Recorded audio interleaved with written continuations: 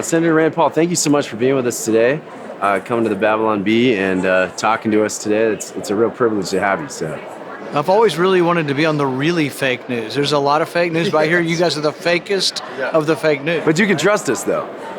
Well, it's sort of a double, triple inversion. I'm not sure if the sarcasm gets to the truth. Maybe the sarcasm gets to the truth better than the so-called truth gets to the truth. That's our theory. That's our theory for sure. Hey, so we wanted to start off the time.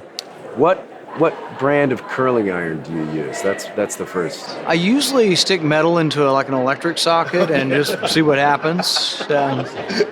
But I will tell you, one of the most annoying encounters I had with somebody a few years ago, a woman came up to me, she grabbed me by the hair and she said, "Oh, I just wanted to see if it was a toupee or not." I said, "Hey, lady, I'm just having a bad hair day. Can't you leave me the hell alone?" That's terrible. That's awful. I'm The sorry. things we go through, you know. You know what I mean? It happens to you all the time. I'm a little bit jealous. Happens to you all the time, I'll bet. Yeah, we were just talking People want to about grab, you know. how jealous I am. No, they grab my ears. Oh, yeah. They're prominent, so anyway. Yeah. So you grew up in Ron Paul's household. When you got grounded as a kid, did you ever say, "Am I being detained"? No, but I can tell you when we lived together when I was an adult, when I first was elected, one of my funniest memories is of a cartoon series, and it was he and I in the apartment. And the first two frames, it's me going to him and saying, "Dad, I've got my checkbook here, and I'd like to pay you for rent." And then the next frame in the cartoon is him responding saying, "Son, you know we only take gold and silver." And then there was one other frame in there, and the other frame was me holding a list saying, "Dad, I'm going to the grocery store. Do you have anything you'd like at the grocery store?" And they had my dad's response being, "Son, you know we don't believe in central planning." So He trained you well. yeah. So, but no, my life wasn't really, I mean, there was a lot of politics. I went to a lot of political events and barbecues and this and that. I listened to a lot of his interviews. I helped on campaigns. But it was also a normal life like any other life, too. I played baseball and swam. What position? It depends on what age. I gradually became an outfielder. I got pushed towards the outfield, but I played infield, outfield. I played catcher. The only position I really never was first baseman. I think they wanted somebody a little taller at first base, but I played about everything else. So I have some questions about Dr. Fauci. Is that okay? I think I'm under some kind of restraining order. I'm not sure. Are you allowed? As long as he's not here, I think we Yeah, can he's talk. all right? In fact, it's probably better that he's not here. We'll get closer to the truth with him not being interviewed. So. Does he have a tell? Like does his eyes start twitching or, he starts to do this. It's good.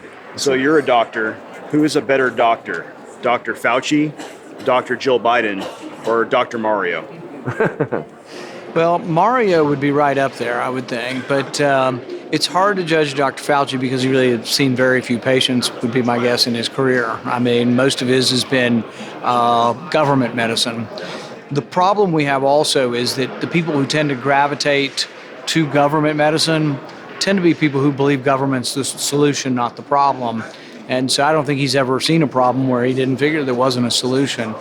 But really, there's something about him that the degree of arrogance, the idea that I am the science, and anybody challenging me is challenging science. That's a little off-putting. It's a tad arrogant. But then probably the most audacious thing he did was when the court ruled in Florida that the mask mandate was gone for planes. His response that, how dare they? How dare the courts get involved with judging my edicts? Only God should judge Dr. Fauci's edicts. But that kind of thing, I think it's also changed his reputation over a while. I think in the beginning everybody thought, oh, he was America's doctor and he only wanted our, best outcome for all of us. But it turns out he's ignored so many things that, like 2% of kids are being vaccinated right now. Why? Because they know the truth is that most of the kids have already had COVID and that natural immunity works. But he's still telling us all to do it. So people have lost their trust in him. And there are many people I know who actually do believe government might have something positive to say in public health. They think he's destroying public health because his edicts have been so contrary to any kind of common sense that people are like, well, damn, if he'll lie about that, maybe he'd lie about this too, Yeah, you lie about one thing, you lie about everything. Well, the science was sick recently, wasn't he? Yeah, the science was sick, didn't the science get COVID? Let's see. So what's your favorite moment with Dr. Fauci that you hold closest to your heart?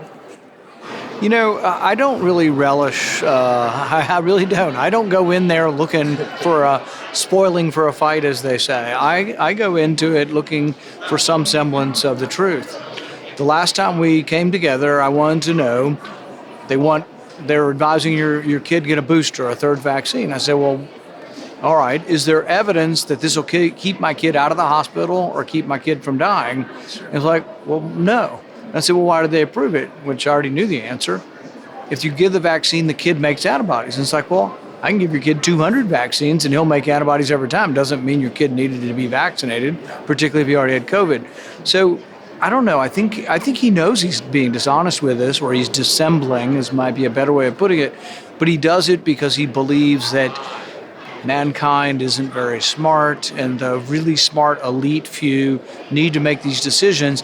And if the truth might hamper what he thinks is best for us, it's okay to sort of have a platonic or a noble lie that's just a little lie, but you're not smart enough, to really understand. It's you for your can't own handle good. the truth. It's really for your own good. Yeah. Yeah. So we have about 10 questions that we like to ask you. They're really quick, rapid fire. We don't want to I'll answer at least 3 of them. Well, it's okay. Great. Okay, let's. All right. That's Question number 1 is: have you ever met Carmen? Who's Carmen? He is a Christian rap artist. Probably his heyday was the 80s and 90s. Yeah. Sorry, Carmen, but wasn't your scene? No. Okay. Yeah, sorry. Are you a Calvinist or an Arminian? I'm a Zoroastrian. Okay. Okay.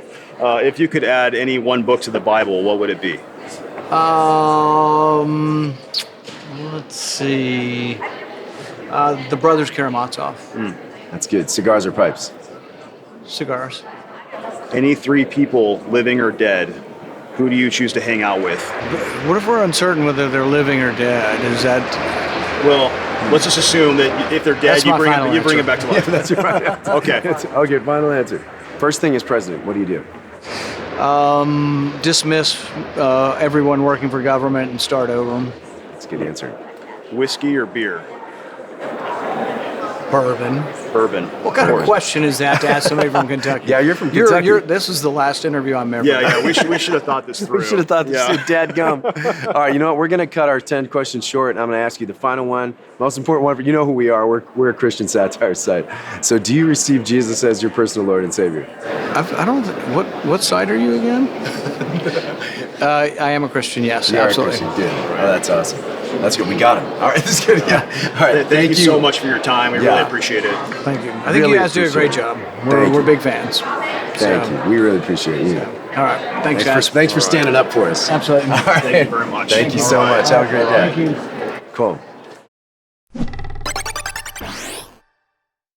Are you a purveyor of fine goods and a patron of quality entertainment? If so, be sure to like, subscribe, and comment to support the fine institution known as the Babylon Bear.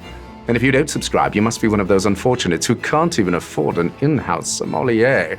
Speaking of which, Reginald, bring the 1906 Solid Moi Qu'est-ce que tu cherches?